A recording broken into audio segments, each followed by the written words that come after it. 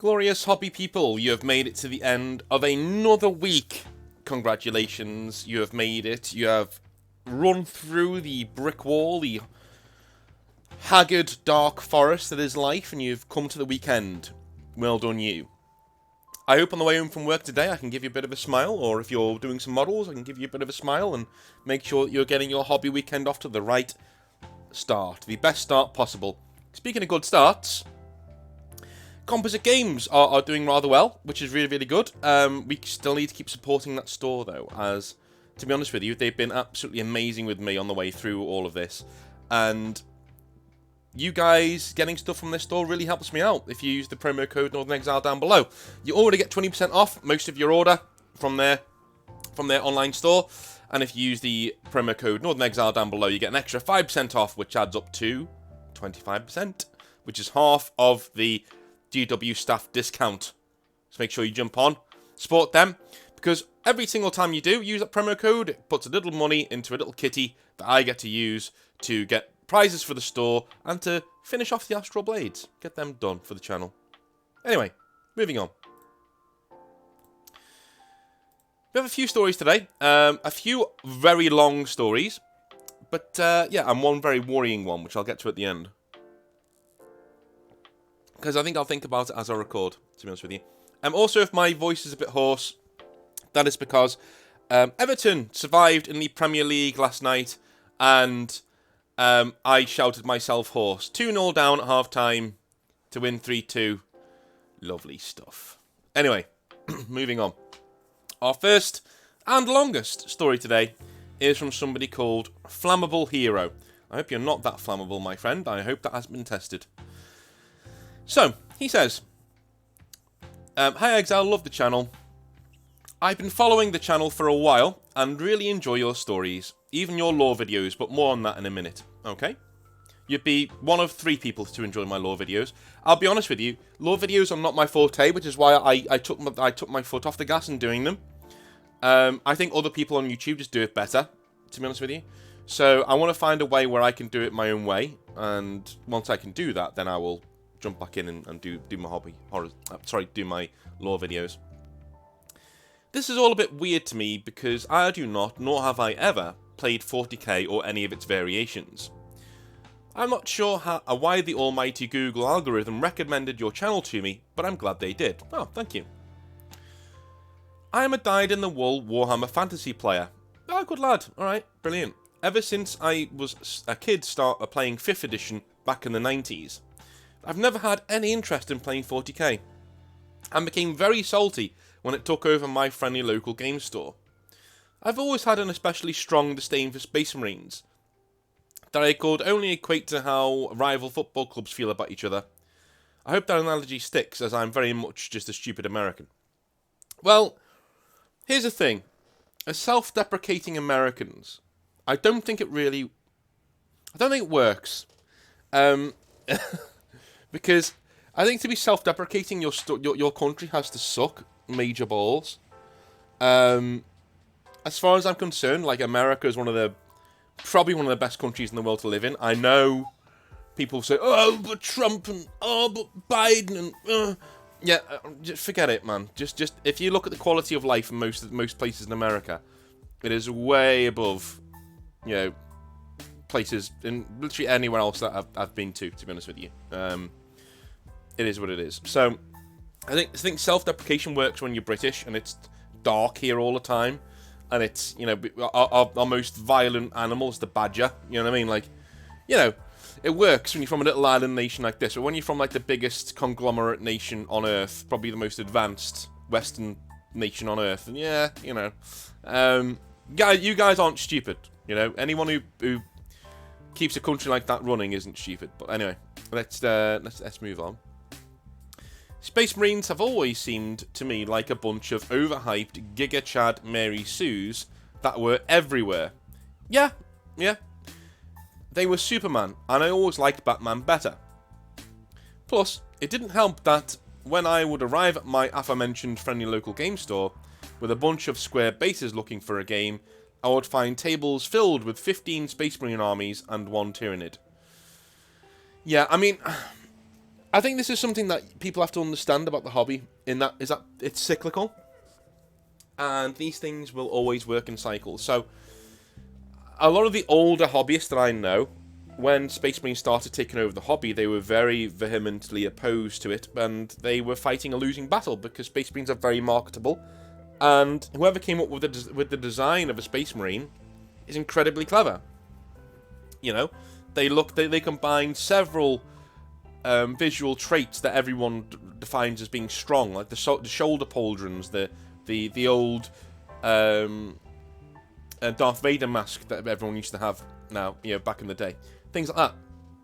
It was just an army that was built to be mass-produced and given to people en masse. And I can totally understand if that's coming to dominate your hobby, that people would get really annoyed and salty about that. But, it is what it is. And again, when people were starting to go on about Age of Sigmar, a lot of these older hobbyists were just shrugging and going, well, it happened to us. So, now you're getting your turn of your hobby being ruined. It is what it is. But moving on, this is supposed to be a hobby story and not my personal gripe with Space Marines.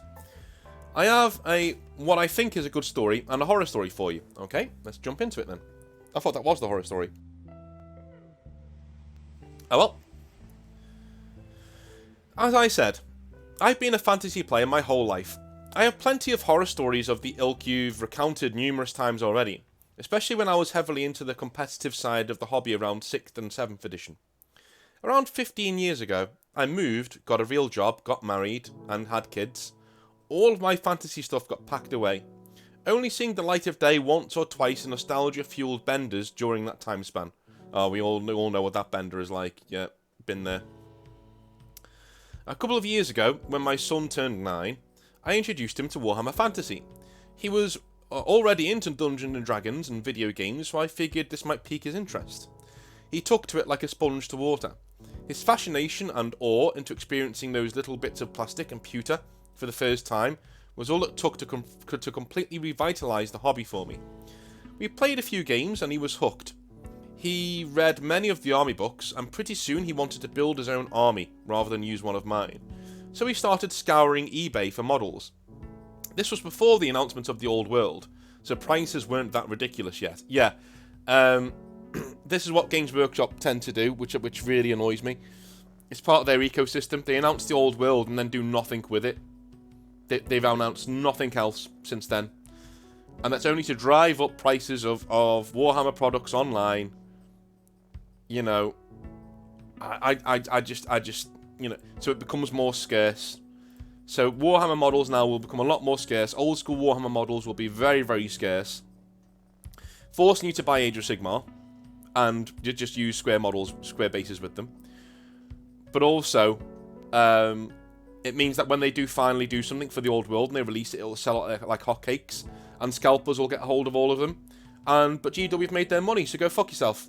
And this is... Anyway, I don't want to get into a rant about them because they're just doing my head in at the moment. Anyway, I also started looking online for like-minded individuals who were still playing Warhammer Fantasy.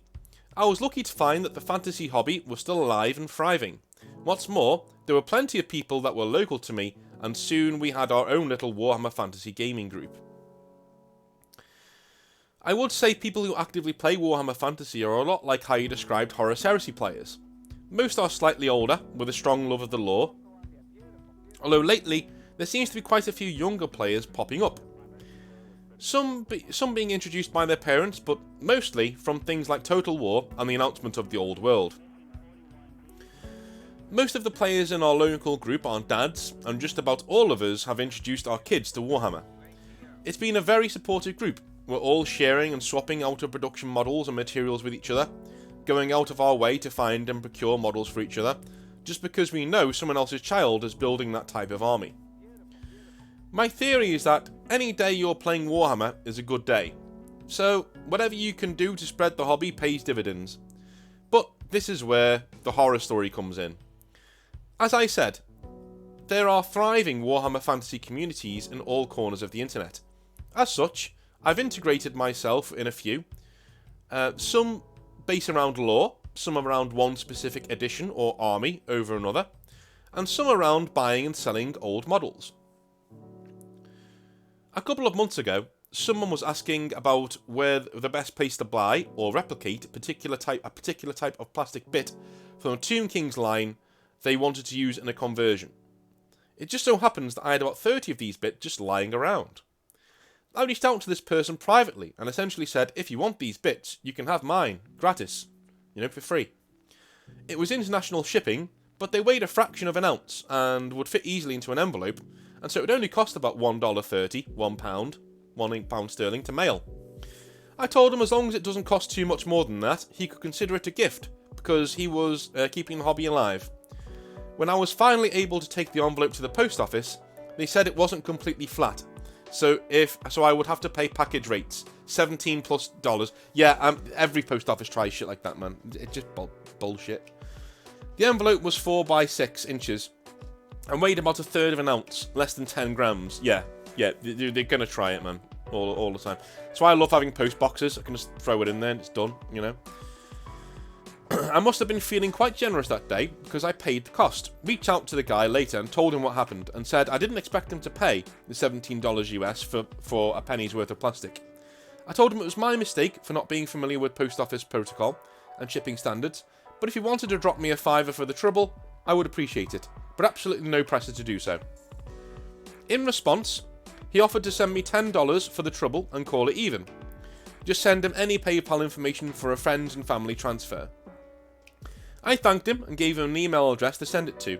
Again, this was a private conversation, so only he was privy to this. Alright? Less than an hour later, I started getting emails about suspicious activity on my accounts, and notices that someone was requesting password resets. I had to reset all of my passwords and change emails on a few accounts just to be safe. Luckily, I already had two-factor authentication enabled on most of these, but it was still a hassle and a bit unnerving. Even to this day, I'll occasionally get an email from some old account that used the same address saying a request for a password change has been made. I never received the $10 as offered, and the user has since completely ghosted me, even after tracking had confirmed the package had arrived. I can't for certain say this was done deliberately, or it wasn't entirely coincidental, but it feels intentional and malicious. I guess no good deed goes unpunished. Thanks for reading my story. I hope it proves worthy to be documented in the annals of your channel. Well, it certainly does, man. It certainly does. I really hate it when stuff like this happens because it puts people off doing the right thing, especially in the hobby. Our hobby's incredibly expensive, so it's incredibly important that we stick together and we make sure that we support each other. And what you're doing here, Flammable Hero, is doing exactly what you should be doing, and that is making sure that other people in the hobby are taken care of. Now, it's when people take umbrage and take advantage of that kindness that we start seeing a real problem develop here. That does seem a bit of a coincidence to me. So I honestly do not believe that was a coincidence, if I'm being honest with you. I honestly believe that was a, shall we say, malicious attempt at getting some of your details. Not nice at all. I'm not sure how we would do it by just going onto your PayPal and seeing, getting your email address, but I'm not clued up on things like this. Again, my email address is right there on the channel. So, if somebody wanted to try and dox me or get stuff from me, or apparently they've got the same information that you gave him. So you must have gave him some more information aside from your email address. If you didn't, then let me know, because it probably then isn't him, and it is a coincidence, maybe. I don't know. I'm sure we have some fraud-related people on the channel. My channel is full of people from all walks of life. Some of them are very intelligent and obviously know exactly what they're saying about certain subjects. So, if you are something like that and you can clear this up for me, whether this was attempted fraud or not by this person receiving the package, let me know. But for me, if you're just giving them your email address, there's not really much they can do with that. But that's just me. So, well, they can try and get your password changed, I suppose, if they can get, but then they need access to your email account. And if you've not got access to your email account, then you'll be fine. Unless they cracked your email account too, then yeah, that'd be big trouble. Anyway, moving on. Wild Alaskan says, "Oh, Wild Alaskan is back. Hello, Wild Alaskan. How are you?" I'm just I've got a note of Wild Alaskan being at his job and just nodding and going, "I'm fine, North. How are you?" So, Hello again, North. I've just returned from a much-needed vacation, and I've been catching up on your videos. In a recent one, you mentioned that if a millennial woman sends you unsolicited memes, she's probably into you. I laughed pretty hard at that one, because my wife is a millennial, I'm a bit older, and she's always sending me memes she thinks are funny. You may be onto something. Damn right I'm onto something, son. Like, I'm telling you now, most of the geeks I've dated have started sending me memes constantly, you know. Like, geeky women will send you memes to reveal what kind of personality they've got. So the girl I was about to marry was very centre-right, so she was conservative and she liked edgy memes. And so, like, as we were started dating, I was getting these memes, and they got more and more and more and more non-PC as she went on. And, you know, she was a live and let live person, you know, she wasn't like any sort of ist at all. She's a really good person in that way. But she did like an edgy joke every now and again if it was just kept private, you know. And some of the stuff that she ended up sending me, I was like, oh my god. Even just walking down the street, I was like, oh shit, I've got to cover my phone. So yeah, they do. Men will reveal their weirdness in stages, you know. Hi, do you like this model? Hi, do you like this video game? Sort of shit like that. Whereas women will generally reveal their weirdness if they're geeky through memes, and the memes will get more and more weird as it goes on, in the direction that her personality is. But yeah, if she starts sending you memes without you asking, I won't stop sending you memes without you asking. Buy a tighter belt, is all I'm saying, because she's coming for that shit. Anyway, time for another story, says Wild Alaskan. One day, I was managing the friendly local game store. A group of my friends stopped by to play some Magic the Gathering. Business was slow that day, so I decided to grab a couple of my decks and join them. We were well into the game when a pair of customers walked into the front door. An older gentleman, probably in his 60s, and a young boy, perhaps 8 years old. I put down my cards and stood up to greet them. The older man insisted that they not interrupt my game. They were only there to look around. Fair enough. I told them to let me know if they had any questions or needed any help, and went back to the game. I cannot say there was anything outwardly wrong with this duo, but something struck me as a bit off. The older man kept touching the boy. Right. Before I go on with this story, all of our stories today have a theme, apart from that first one. But yeah, I think that's the third one as well. But I always try to group these things together, so if you're triggered by any of this, then here's your warning right now. I'm sure you know where this is going. The older man kept touching the boy, rubbing his shoulders, patting him on the head, and generally giving off that sort of vibe. I tried to keep a keen eye on them without being obvious about it, but they eventually wandered out of sight, and I went back to focusing on my game. Okay. After a couple of minutes, they'd finished touring the retail sales side of the store and came into the gaming room. The boy excitedly ran over to our Warhammer table to look at the terrain. The man walked up behind me to look over my shoulder at the Magic game that we were playing. Now, as I'm certain most of us hobbyists are non-confrontational introverts, such as myself, you can understand my absolute panic that went through my brain when this man started massaging my shoulders.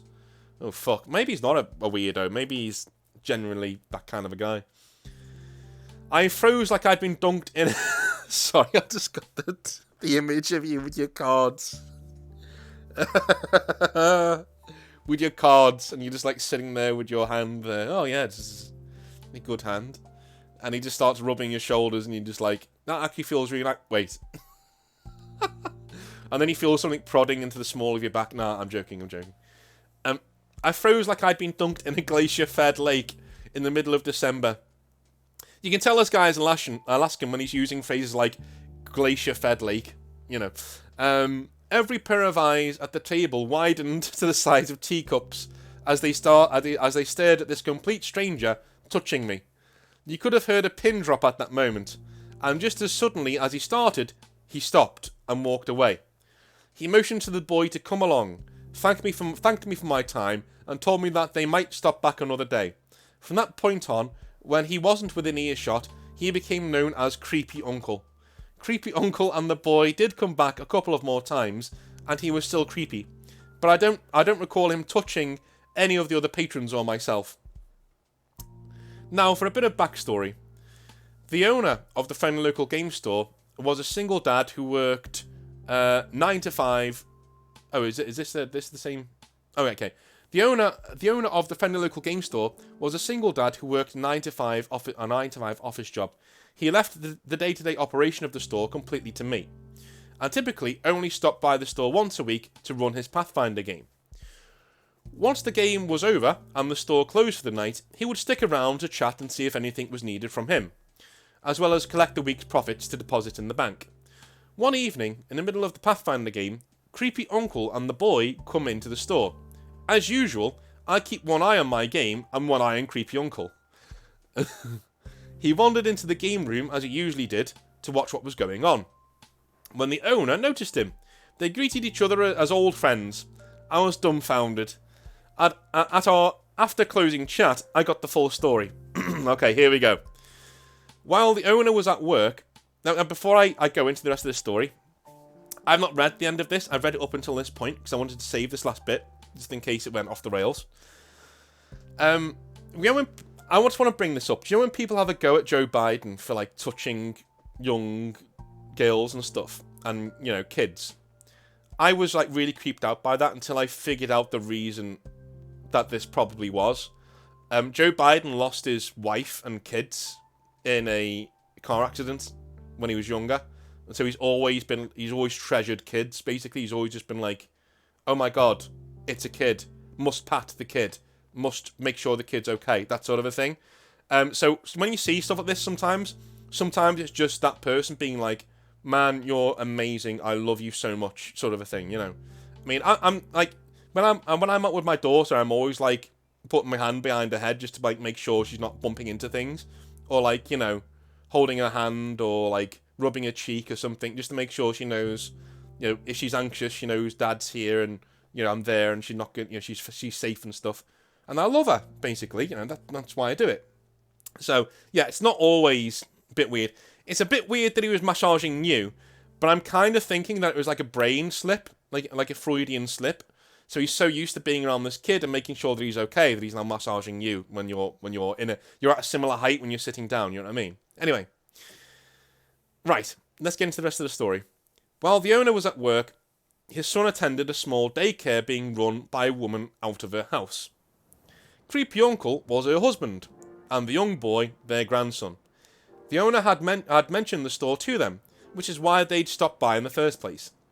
The grandfather was looking for a way to bond with his grandson, and they eventually did so by purchasing some Space Marine kits and assembling and painting them together. Ah, that's nice.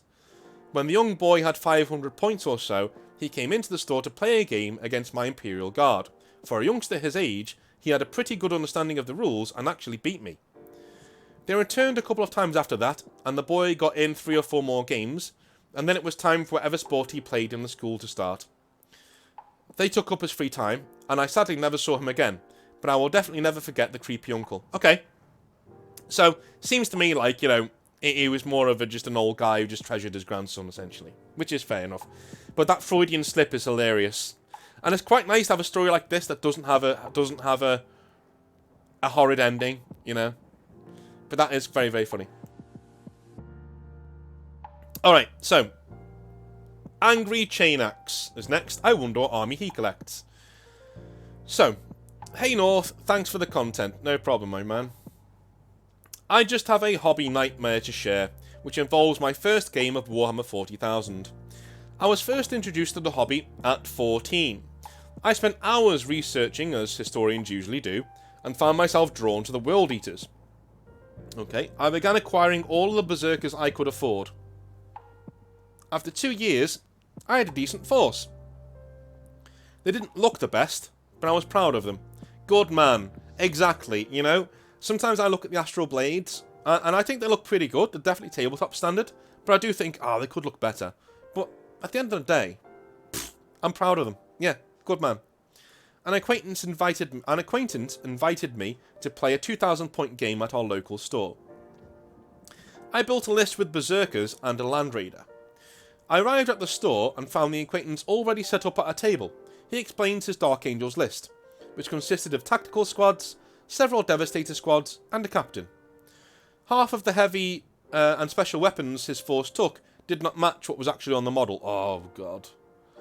Yeah, I hate that. Like, when I'm putting models together, I don't magnetize them, but I part of the reason why I've gone heavy combat is because when I tell you this is an assault intercessor, but I've given him 2 Grey Knight swords, you know what he's using. Do you know what I mean? You know he's using a chain sword, and that's all. You know, that's all it's just converted to look cooler, essentially. But he's doing the same job. If you're going to convert stuff and going to proxy things, make sure it looks like it's going to do exactly the same job as the normal rules, rather than, you know. But like having like a guy with a missile launcher saying, yeah, it's a las cannon. It's no, you know, just anyway. I showed him my list, and he immediately began pointing out all the ways the World Eaters were inferior to the Dark Angels, and critiques my paint job, saying there was too much blood splatter. You're playing World Eaters, man! Anyway, he claimed that I cannot use my Land Raider because he didn't bring one. What? That's like 250 points out of your army. He stated that it was generally unsporting to bring vehicles in games. I was pretty disappointed by this, as I had just finished my tanks, and my tank was kind of proud of it. However, I was excited to play my first game and agreed to remove the tank, even though it left me at a disadvantage in points. Oh, I see. So he didn't remove 250 points from his army then. Yeah, what a dick. What a dick. Acquaintance had all of his Dark Angels entrenched behind a nice defensive line of terrain. Yeah, of course. He put no terrain in my deployment zone. Shocker, yeah. The game begins and I attempt to foot slog across the table, and I am annihilated by turn 3. Acquaintance asked if I want to play again, making it clear that he wanted to play the exact same setup. The store owner, having witnessed part of the game, came over and told him to let me use the Land Raider and also have evenly distributed the terrain. I actually won the second game, and it was a great fight. The acquaintance was displeased and does not play at that store anymore. Dude, fuck this guy off, right? And never play with him again. Never ever play with him again. This is the worst kind. I would rather you raged and turned the table over, you know, without my models being on the table, obviously, but I'd rather you acted out in that way, so I could just say, do you know what, go fuck yourself, I'm never playing with you again. But this is the kind of insidious prick who ruins the hobby for everybody else. You can't use the Land Raider, right? That's 250 points of your force gone. You're now playing a 1750 point game, and I'm going to keep my 2,000 point army, and I've got all of the terrain. That's like playing with a fucking 5-year-old, dude. Never play with that person again. Fuck them off. Honestly. That's just disgusting. It just really, really irks me. I'd rather you were just a twat than you do shit. This is such a cock move. This is such a cock move. To try and guilt somebody into being, it's unsporting to bring vehicle. What, because you don't know how to destroy them? Because you're not good enough to destroy them? You have heavy weapons teams. If somebody brings a vehicle against me, fine. And I have swords, dude. I don't have anything that can dent a tank. I don't bring that kind of stuff on purpose. Because I think it's hilarious that I get to run up to tanks and whack them to death with swords. I just... Get into the spirit of the game or leave. That's it.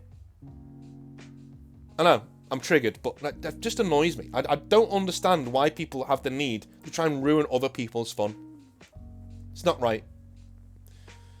You know, good on you for being patient enough, and good on that store manager for recognising what was going on and coming over and addressing the situation. Brilliant. And lo and behold, when you actually fought a game, right, you didn't wipe him out, did you? You said it was a great fight, so it was an even game that just about went your way. But he wasn't pleased with that, was he? Because, you know... Get out. Anyway. Thank you for the story, my man. Thank you.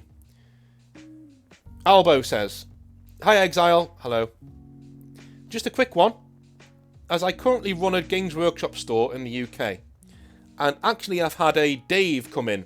A Dave, for those of you who don't know, on the channel, was one of my first videos. And Dave was, shall we say,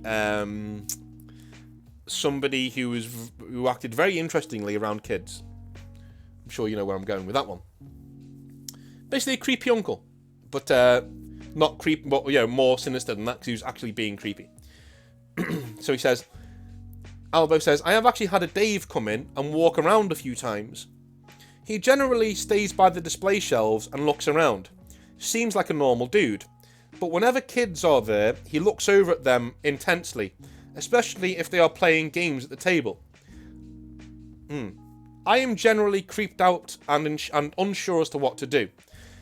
As you know, if a new manager gets a complaint, Games Workshop come down on it like a ton of bricks. So how do I go about getting to the bottom of who this guy is? He genuinely does creep me out, and he looks at the kids a lot in the store. But I could also be wrong. What if I alienate a customer and get a complaint? This has happened before, by the way. Another store in the local area tried to oust a guy for being creepy. He denied everything and led a small boycott of that store that HQ, Games Workshop HQ, took very seriously, and now the manager is watched like a hawk and on his last warning. I'm at a loss, man. Cheers, Albo. Okay, so, you are stuck between a rock and a hard place, my friend, because this could be a natural occurrence. This could just be an awkward man who looks over at games and likes to see what kind of games are being run in the store. It could just be that kind of a guy. Having said that, a lot of guys who are either shoplifters or want to look at kids will come in and they will stand by the display cabinet, because if you challenge them on what they are doing, they will then turn and say, I'm looking at the display cabinet. Yeah, I'm looking at these models, and he'll start asking questions about the models in the display cabinet. It gives him an out. It gives him something to look at rather than the kids. You know what I mean?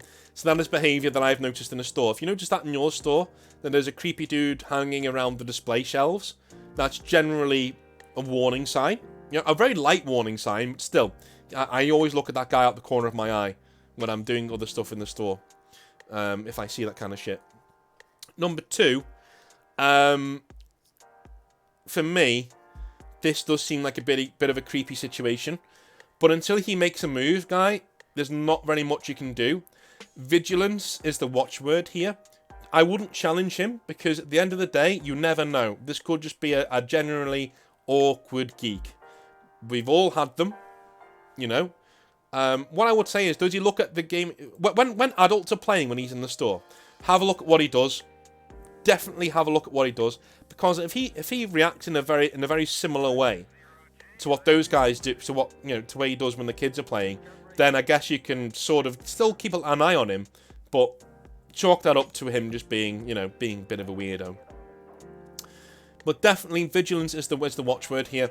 What the other Games Workshop manager did wrong is that he challenged the guy without any proof or any sort of evidence, really, because it's just he said, she said.